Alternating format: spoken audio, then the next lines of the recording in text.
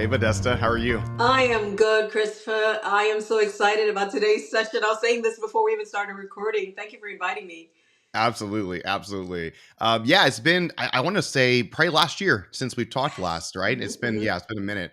I feel like, we're in February already. It's insane that January felt like just a year in itself. January was a lot. It does. Yeah, Lots of change since the last time you and I spoke. yeah. A lot of technology changes, a lot of organizational changes, a lot of personal development, and Mm. and just things where we are. Thank you for coming on. And I think just to get started, maybe it'd be great to introduce yourself to the audience, let people know who you are, what you do, and why you do it. Absolutely. Thank you so much. My name is Modesta Mahiga. I am the CEO of Modesta Mahiga LLC. And we focus on leadership development, business consulting, and past year, this is our second year of being federal government contractors. And so, in the same space, leadership development, change management, project management, organizational development. Right. My background, I started off as a lawyer and went all the way to, in my country, it's advocate of the high court, but, then you can go to law, you can go to the court and you can, argue for your client. But then pivoted into management consulting. And so 20 years in, I've led a group of 5 companies that were in HR, business development, business process outsourcing, legal, and media edutainment. Like we were supplementing workforce skilling with TV, radio, newspaper columns, school visits. It was a whole thing. Like 10 million listeners every Saturday. Oh, nice. And moved to the US 8 years ago. This was for my husband's studies. So came along with 2 little toddlers and had to make a plan. What does the US look like for a management consultant who's now a stay-at-home mom? And discovered the online space even before it was a thing, right before Sure. COVID. And so now run this global multinational firm that serves clients across 6 continents. My entire team is dispersed across the globe.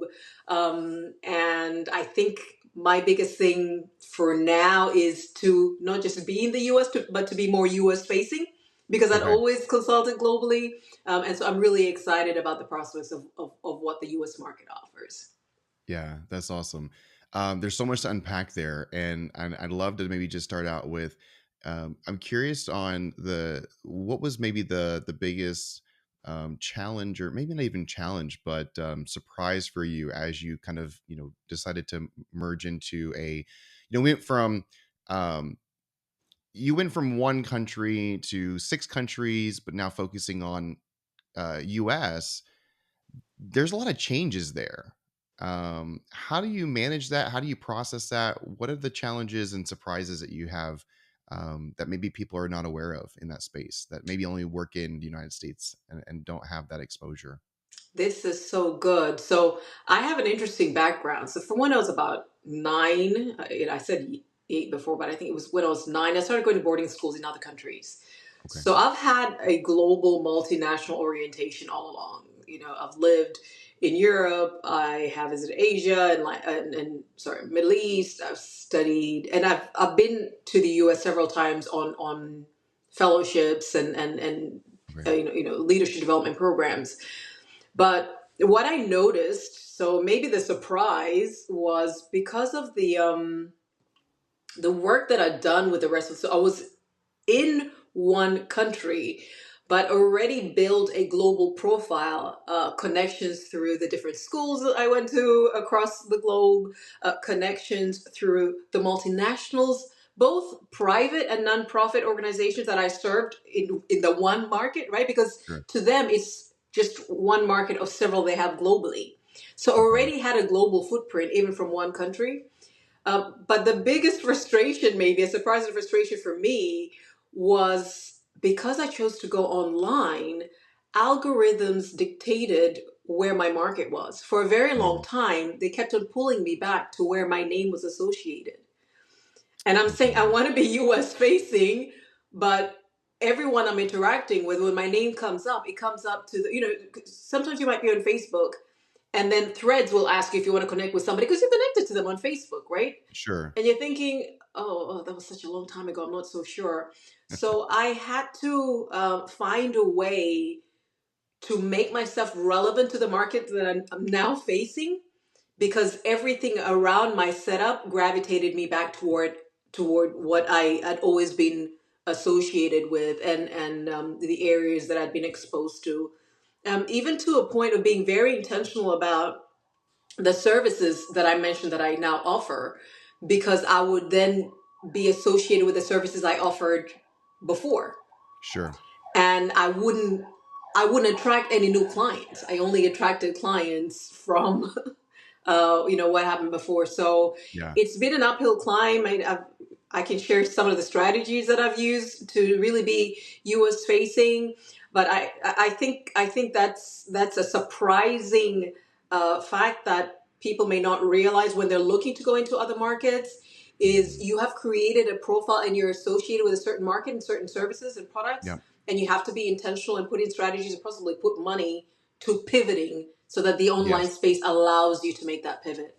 Yeah, it's so important. I think it's interesting. I spent many years in the energy sector, Uh-huh. and in the last 7 to 8 years, I had pivoted and still focused on energy, Uh-huh. but went into transportation, building infrastructure, measurements, commodities, a lot of different industries that all have the same problems at the end of Yeah. the day. Yeah. Yeah. And that's what we say the what is it, the riches are in the niches, and Yeah. I feel like there's a change happening though with technology enhancements that you always have. You have these what the jack of all trades or master of none, and Mm-hmm. I actually think that you almost have to be master of many in today's era, and you have to be a connector. Yeah. You have to be a bridge, and you have to have enough experience in enough industries or Mm-hmm. across departments or across multiple different facets of the business world. Whether it's accounting and ops and HR and sales, like they're all pivotal. And when we're creating this change management process, change affects everybody. It doesn't Mm-hmm. just Mm-hmm. affect one group or one organization or one segment of that organization. So when you're going through this, and I'm curious because one of the things that I've been recently talking to a lot of people about is that this idea, and especially in the U.S. markets, where you meet somebody and the first two things you ask them are, "What is your name?" and "What do you do?" Mm-hmm. But that is not something that is seen in a lot of other cultures. Mm-hmm. That is very specific to U.S. and kind of Western culture. I'd be curious on some of your thoughts around that idea of how cultures are impacted by their placement of where they are, Mm-hmm. and how, especially with multi national companies, how they kind of navigate that space. And is it something that is good, bad, indifferent? What are they? What are you noticing? What are the trends you're noticing? What are some of the, again, the issues that you come across that help you help with companies kind of help solve? So there's a culture that's now superseded all cultures, and that's the workplace culture, and that's the mold. And when I say multinational, I don't necessarily mean like multinational companies. I mean Okay. multicultural, global culture, and yes, Right. it's very much Western still in orientation. Um, I'd like to say American, but I'll generalize it as Western because I've also had European and different Sure. parts of Europe experience. And so what happens is the world is, regardless of the culture or the ground, is adjusting to the expectations of the world of work. And that is fast paced, take initiative, drive results, type of culture. But what I've noticed is not so much the local culture, but now the organizations that come into new contexts are aware that if they want to really maximize gains and really get the most of their people, is to understand where they're coming from. Mhm. So I've noticed that it's the organizations that are making an effort to be locally sensitive and relevant. Um, and so to the individual, to the workforce, we have accepted and wherever you go around the world, Asia, Africa, Latin America. Now, on the Latin America, I'm guessing it is from case studies because I haven't been there and I don't have experience. But I know for sure Australia. I've lived there, and Europe. Um, we have accepted a global standard to engaging in the marketplace. But organizations, because they understand that regardless of what the rules and the codes are, and the expected behaviors and the competencies and the values are, people um, will operate from who they are. Mhm. And so I've seen adjustments, like really deliberate adjustments, to be more cosmopolitan, to be more culturally sensitive, to do the learning and the training. And so it's I think we will ultimately continue with this maybe Western orientation, and in a way, if you ask me, it is possibly the best model for competitiveness, right? Sure. If this is what we're out to do in an organization, but how we respect and we honor other cultures. I've seen organizations really making an effort to honor that without having that compromise the workforce. I wanted Crystal to go back to what you were saying about at the riches being in the niches, and perhaps it really it adds value to be a generalist. There's a book that says this. I'm trying to remember the name of that book, but it's really talking about Yeah. it's only when you can master being a generalist that you can then narrow down on the Yes. niche. And I So think that true. narrowing down on the niche is to speak to a certain target audience so that they feel seen and heard, and that you're truly speaking to me. But to a consultant, I think the value is in having breadth and Yeah. in Agreed. being a generalist. Yeah, I Yeah, agree. I 100% agree with that. I think that, and I say I agree with that 100% because I've lived it. I've been able to be successful in the roles that I've played in yeah, organizations because of that fact. yeah. That I've been able to be thrown into some really interesting problems, and no one else knew what to do with it. And for me, it was like, well, okay, this is interesting. Let's explore. Let's Yeah, figure it out. I yeah, don't know what I don't know, and that yeah. actually helps me sometimes because I do Okay. know the processes to help go through the problem solution Yeah. architect. And so, and going back, I had to screenshot this for a conversation because I was hoping that it would come up in a way that I could bring it up in a call today. And I love this. I actually I'm gonna probably like print this out or something. But Okay. on your one of your posts, you had said, if you were 100% sure you are the right person at the right place, doing the right thing with the right people at the right time for the right reasons, Yeah. how would it change how you show up at work? Yeah. And then how would it change how you show up in life? Yeah. I love that because, and I had this conversation with a guy in sales recently Hmm. about how sales is not really sales. It's just getting the right fit. It's finding a solution in a problem and marrying the two together to Yeah. come up with something really interesting. And I think that's so true with how we look at culture. But I also feel that companies don't know they don't know how to do this authentically just yet.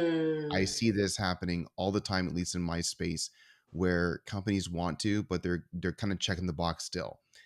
You also see this with the kind of whole friends versus family culture that companies tried to put on, right? Mm. Hey, we're all family here, and it's like you don't fire your family, and your family you kind of have a love hate relationship with Yeah. them.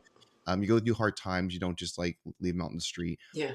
There's aspects of it. And Netflix did a thing where they said we kind of treat our employees like a sports team Mm. organization, like a Mm. sports team. Yeah, and I love that because when you think about a sports, like we're high performers. Yeah. We have goals. We Yeah. have practice. Yeah. The art of practice is lost in this day and age Yeah. of speed. And as technology increases, we start looking at, well, how do we get enhanced versus replaced? And I love Mm. how people always say, well, AI is not going to replace you. It's going to enhance you. Hmm. And I call BS on that. And the Hmm. reason I call BS on that is because I talk to people every day. And in the last 3.5, 4 months, specifically, I've talked to five, maybe six, depending on how you qualify this person, in finance and Hmm. in analytical spaces in finance. These are people that 10 years ago, people that knew them in at work thought they Hmm. were probably the one of some of the smartest people they knew, right? Hmm. And now they're getting laid off left and right from organizations because, well, AI can do it better. And Hmm. there's not even a let's figure out where you sit. Let's put you in a leadership role. Let's figure out how to actually take some of that strategic thinking and put that to work. They're just, hey, we're gonna let you go. And I think there's going to be an overcorrection at some point where people realize maybe Mm. we let go the wrong people Yeah. because we put these smart people that are in roles that are being replaced, and they always, we always were told that, well, it's going to replace the factory workers. Well, factory workers are not getting replaced yet because there's not enough of them. So there is Mm. a supplement of AI that's taking place, but it's not replacing them because we don't have enough. Mm. Whereas in these high functioning roles, they Mm. absolutely are getting replaced. And Yeah. it's just interesting. I'm wondering just some thoughts around that and kind of what you're seeing. Cause again, you and I, we play in very similar roles within Yeah. how we help organizations, but we're in very different spaces. So it'd be Hmm. great to kind of get your perspective on that. I love this topic. Love it, love it, love it. So this is a quote that I resonated with, and I heard it being used again recently. So I was following the conversations with World Economic Forum Davos, and a quote that was recently used. Somebody was being asked the same thing about AI replacing the workforce, and they said, "Listen, it's less likely that AI will replace you, but it will replace those who don't know." Sorry, uh, it, the people who will replace what will replace you is people who know how to use AI Yes. and not Yes. necessarily AI. And the thing about it, and I want us to really stay uh, awake and focused. Disruptions will always come up. Like we human beings will never stop. We're going to keep coming Yep. up with things, better ways of doing things, and somebody's going to be affected by it. And I don't want I don't want to be insensitive at all when I say this. But the question isn't, I don't think it's AI at the moment. The challenge isn't AI. The challenge is, as you see this coming, what are you doing to add such value to you? So now maybe you're not going to do the same things you did before because now AI can do that. Yep. But what role can you play? Maybe, I don't know, downstream, upstream, like what else, what can you pivot toward that then still makes you relevant in what the workforce will be, given the fact that your role as it originally was has changed. Yeah. So the fact that organizations won't spend the time or the money invest in looking at how else they could repurpose their people and maybe strategically look at where else they can put them, that's really just a reflective of that organization, right? Because there are others that are asking, okay, so this is what it looks like, so we're retraining. Like this year, 25% of the global workforce is retraining, like Hmm. it's reskilling. Yeah. And so organizations also have a role to reskill their people. But even if they don't, and I think this is the lesson, honestly, like you said, family and friends. No, they're not your family. They're not your friends. Yeah. And some of us try to, run organizations like that. But on the whole, don't bank on that. So Hmm. you're seeing these developments coming up. Look at how you can pivot, how you can reposition so Yeah. that you remain relevant. Because today, say, something else will show up tomorrow. And Yeah. what you were I agree saying with about that. factory workers is simply because of the numbers. But if their numbers were enough, or if something else came Yep. in to replace them, then they would be. So it's Absolutely. it's also staying abreast, taking it onto yourselves Hmm. to reimagine what that could look like. And I was actually going to post about that today, and to prepare for the future to come. It would be great if your employer did that, but you see the signs. You can get ahead of this thing. So it's AI now, and it'll be for a very long time. But whatever is coming up, you can see it as an individual. The onus is on you, Yeah. Yeah. to pivot and to reposition. I think that's right on, but I also think there's the skeptic in me, Hmm. because I'm very optimistic around technology. I love technology. I've always been kind of the if I see something, I'm like, I've got to have it just because I want to explore it. I want to Yeah, look at it. I want to figure it so out. I want to good. make sure I'm on on track with what's going on. Yeah. But when it comes to AI, when we look at the trajectory so far and what we've come through in the last 2 years of since Chat GPT, we've got now they're already talking about AGI at this point, with artificial general intelligence. Yep. Way before, everybody thought it was even going to be 5-10 years out, and Yeah. now they're saying it could be maybe next year. It will be And I next year. and it could be next year. And I think Yeah. so when we talk about upskilling, when we talk Yeah. about like what people need to do to stay ahead, part of me almost wonders like, I don't know if we can. And so then it becomes, what is the differences, and what allows us to be in a place that we can be comfortable, because I think this we're living in a very, very interesting time, because 10 years from now, Hmm. I actually think it will be easier to have this conversation. Hmm. Whereas right now, we are in the disruption. Yeah. We are the ones being disrupted. Yeah. And so we can change and change and change and upskill and upskill, upskill. But at some point, we're going to have to say, is this for nothing? And I don't think that's true. But I think you have a lot of people kind of saying that so what factor in, okay, I'm great, I'm doing this, but so what, or why?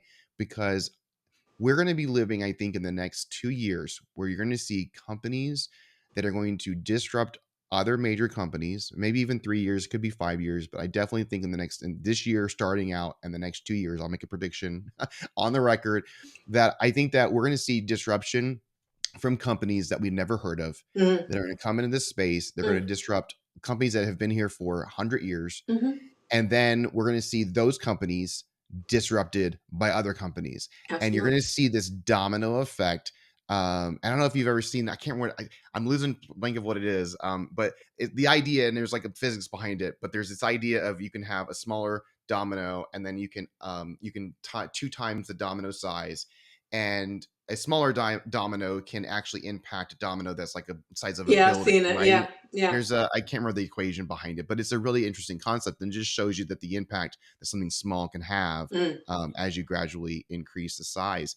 And I think we're going to see that exponentially happen Yeah. in AI disruption. Yeah. And so people, where I'm going with this is that people want to have certainty, Mm. but I always feel like in the absence of certainty, you have to have confidence.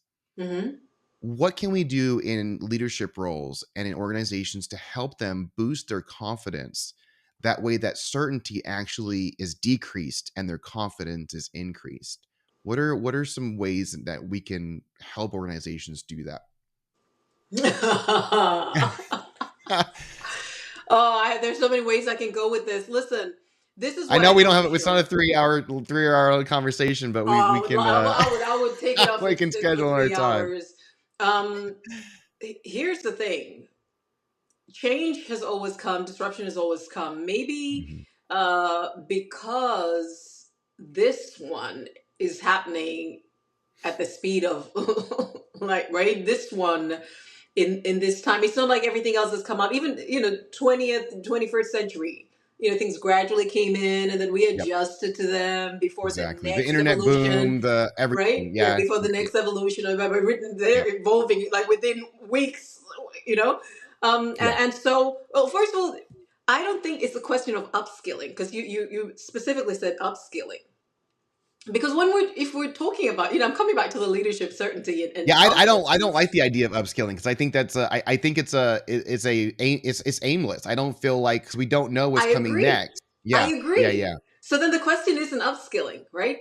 The Mhm. question is relevance. And we're going to speak about the confidence piece, related to it.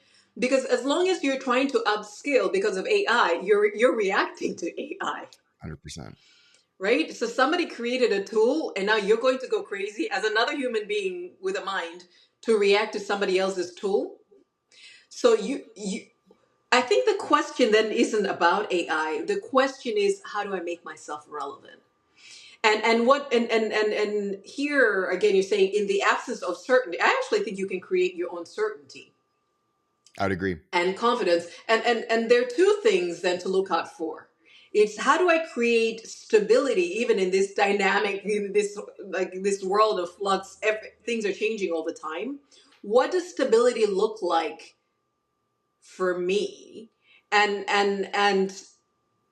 how do I also create agility in Hmm. that whatever, what come may, I'm actually able not only to seize opportunities, I can also be a catalyst for disruption. Sure. So that then it becomes a completely different question. It's not, how do I keep up with this thing? You can't keep up with it. Yeah. Like, you Yeah. guys created these machines and these Good artificial luck. intelligence that they're too quick for you. You can't keep up with them.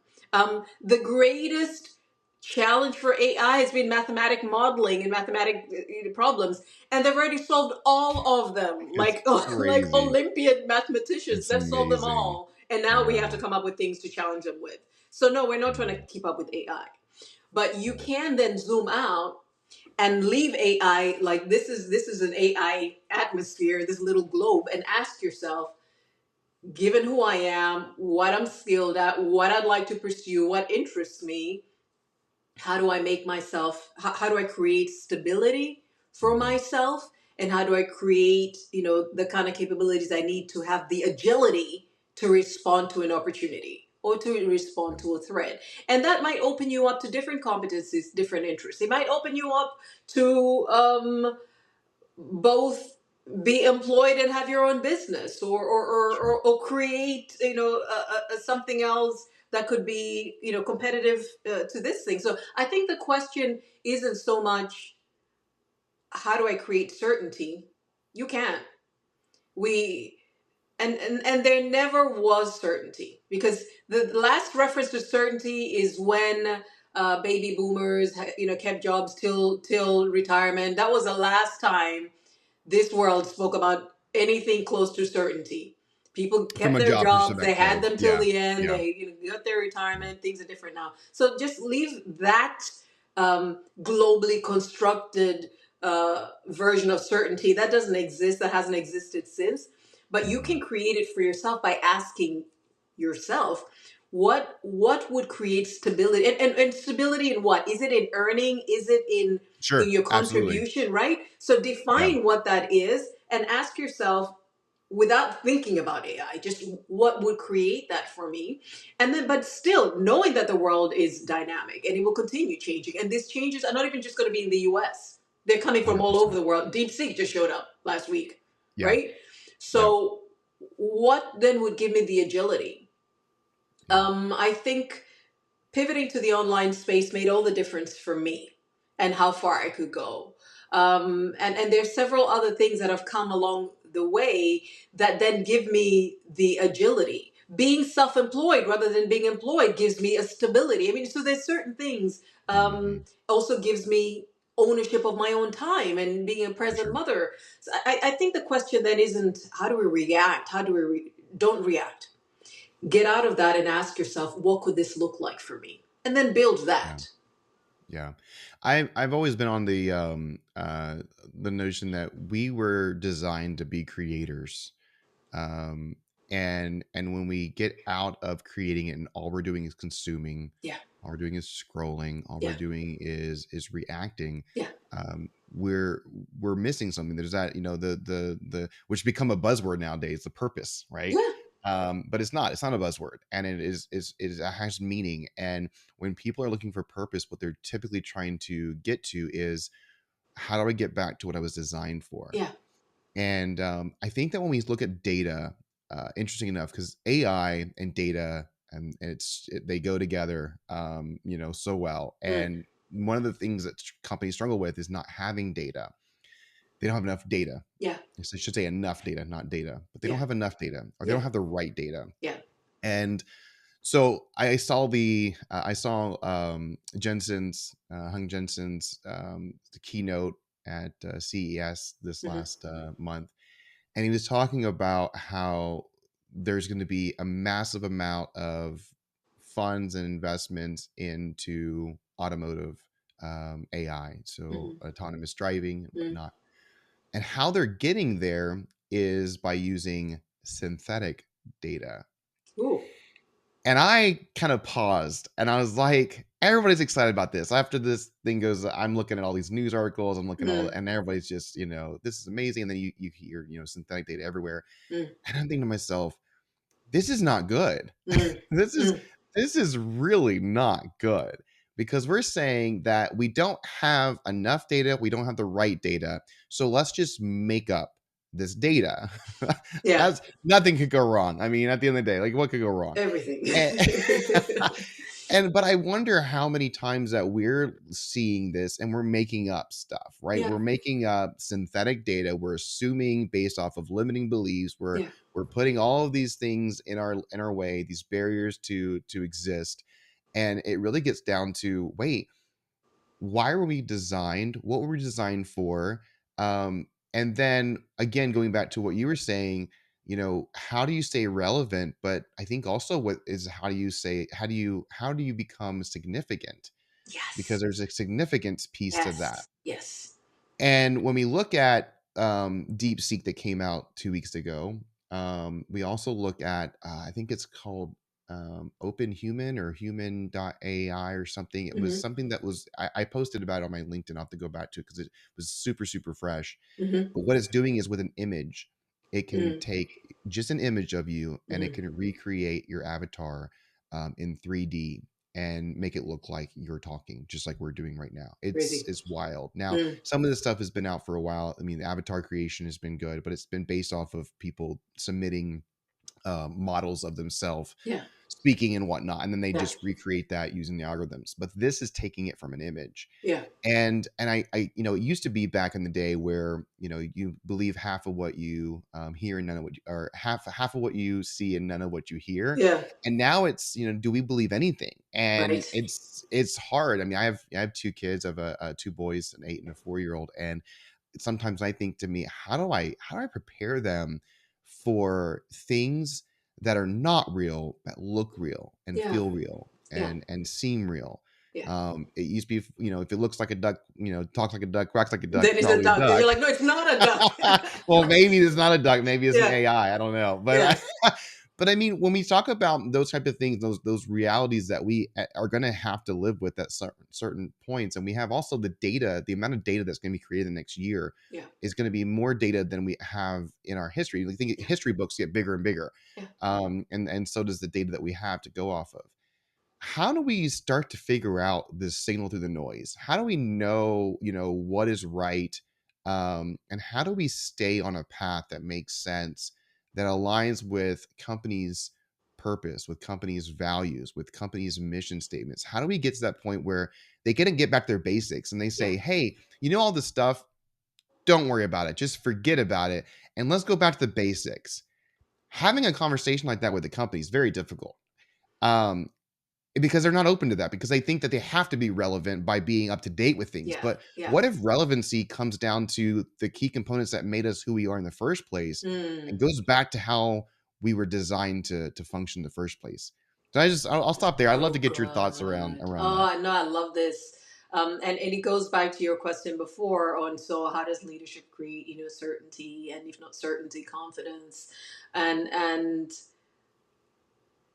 I'll tell you this for organizations, and and this could, you and I, we read, we listen. So, I'm picking, I don't know who I'd be quoting here. I don't know if it's my recent MBA and I was reading some case studies, but this is the companies that feel like they're missing out somehow by not being Mhm. ahead of AI. Maybe adoption, and then we got to do it because it's a thing that's everyone's done. Is there times they didn't think through? Wait a second, who are we? Why are we here? Where are we going? And Yep. even in the short to to medium term, what are we looking to achieve? How then will this tool? It's only a tool. It is only a tool. How then will Love this it. tool be, help us maximize gains? Where would we want to use this tool? Mhm. Like where would it make the most sense? Where would it give us the best returns? Where would it free up people to do other things? So just having a blanket, like like you were saying, I love it when something comes in, I want to get it, and a lot of people are early adopters, but to what end? right? So for those who haven't even asked and have gone in, they'll tell you, we actually don't see the returns. We Yeah. don't, like we have it. We spent a lot of money on it. People have reservations about it, so they're not really using it. And where we are, we really cannot say that we're seeing a stark day and night difference in right Mhm. in the returns. And so for those though who ask themselves, wait, who are we? Why are we here? Where are we going? And what are we looking to achieve in the short to medium, even long term? And where exactly in our processes or in which function would this add the greatest value and apply it accordingly? Yeah. And even start with pilots, maybe, right? Sure. They're able to see. So I think what's important is to go, like you're saying, go back to purpose, go back to what you're looking to achieve, and be very specific about where this would add value. Even the I love question, that because I feel like we don't get specific enough, right? We don't stay curious long enough, and people they ask a question and then they either accept the answer yeah, or it just validates what they already thought, yeah, and they don't dive deeper to really kind of challenge it. yeah, and Yeah, what happens now, and I think this is the same even with, for instance, ERP. sure. Right? People are like, okay, we have it, but we really, it's, we went Yeah, through this thing, we've integrated, we've gone live, it's creating so many challenges, across the entire value chain. What's the point? It's been to there, done ask that. yourself, what exactly are you looking to achieve? Hmm. Where do you feel you need to, maybe reduce costs, increase efficiencies? What exactly what do you want it to do for you, and how much of a difference between what you're achieving now with the processes you currently have and the systems that you have in place? Is it going to be a 4%, is it 10% increase or decrease or whatever it is you're looking for, and then start it out at that level. So when it comes to adjusting, and it's really key to go back and ask yourself, what am I looking to achieve and where Yeah, can I test this, or where specifically? And it may not be a wholesale global integration, it could be you're localizing it to something. sure. But even on the question of, oh my goodness, so much is out there, what is real, what is not? One of the things that I say, and and it's not really true, but I tell people I'm really narrow minded, and I don't mean that I really am narrow minded, but I tell I focus on only what I Focus. need to Yeah, make the decisions I need to make to get to yeah, where I want to go. yeah, So it's a really scary world out there for organizations and for families and for children. But what is material for them, for me, for us to know now, for us to be able to effectively navigate to where we need to go? If at any point I see new information being required or adjustments being made, I'll introduce that. But it's yeah. really overwhelming when you look at the world, when you look at disruptions, especially digital, when you look at um, changing, I was going to say changing values, but now I mean, everything is changing. Who are people, who are not? Very soon we're gonna call AI like legal But I mean, you bring a point, that's all probably persons. a whole different conversation. I Yeah, actually would agree with you on that, that values are changing, yeah, and I think that's a whole different conversation, yeah. and I think that's a really important conversation to Yeah. have, and maybe we can have you back on to talk Certainly, about some of those certainly. things. I do wanna, I know we're kinda heading up to close here, and I think that I love the conversations we're going through. I love these are questions that not only we personally have to answer for ourselves, Mhm. and our families and our kids, Yeah, but these are organizational changes that have absolutely. to happen, and the conversations are not happening enough. Mhm. I call it my SOS, the shiny object syndrome, and it is so Ooh, true where yeah, you have these shiny objects that distract from really again the design, what you're designed to do. yeah, It's also what your mission is. There's a lot of companies that get off mission yeah, because of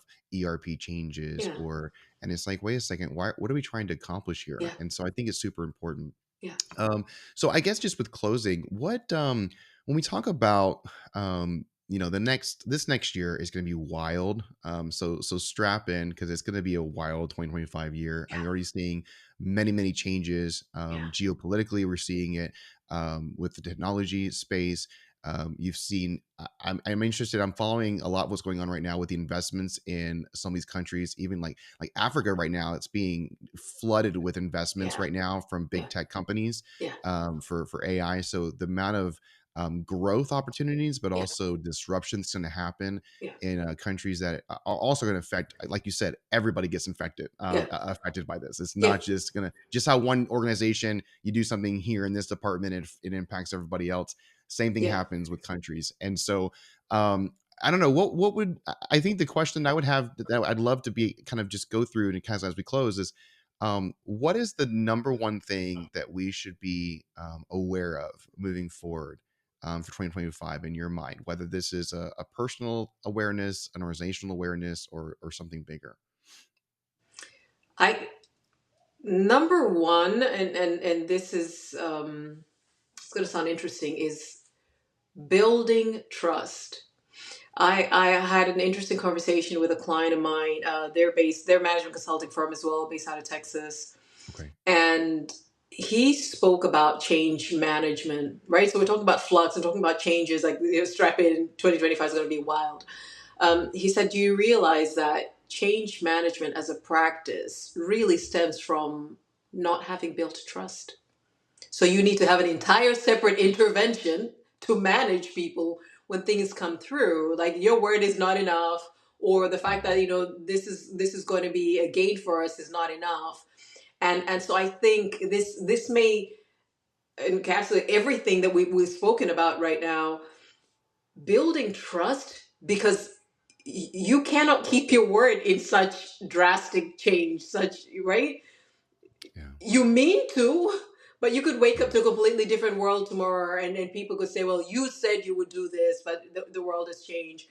But Love I, that. I think it's It's going so to be true. so important for us as leaders, um, to hanker down on relationships and build trust, that if there's anything you can rely on is my integrity, and the fact that I will do the best that I can for us, regardless of how situation changes. Um, and so that people can rely on that, no matter what that may look like tomorrow.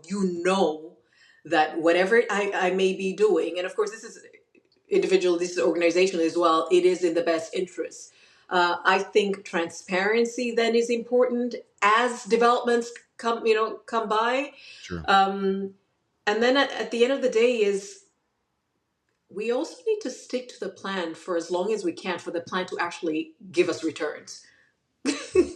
Well, and the plan should be, if the plan is not flexible enough, then it's not a great plan, Yes. right? I mean, at the end of the day, you've got to have something that allows you to have some Yes. flexibility, right? Yeah. Yeah. But also then give it a chance. Yeah. We Yeah, we right. It's can't. so it's so true because like I talked about this the other day, the diets, right? People Yeah. want to like lose some pounds, and it's like, Correct. okay, well, great, pick anything, do Right. it for 2 months, and you're going to see some results. But people don't do it for 2 months. I Yeah. mean, Yeah. National Quitters Day is Yeah. the second Friday Yeah. of the month in January. It's not Yeah. even 2 months into it, right? So Yeah. totally get it. No, I love that, and I think it's important. And I think those are we got to do this again because this was great. Thank you. This Yeah. should not be a one time thing. So Totally.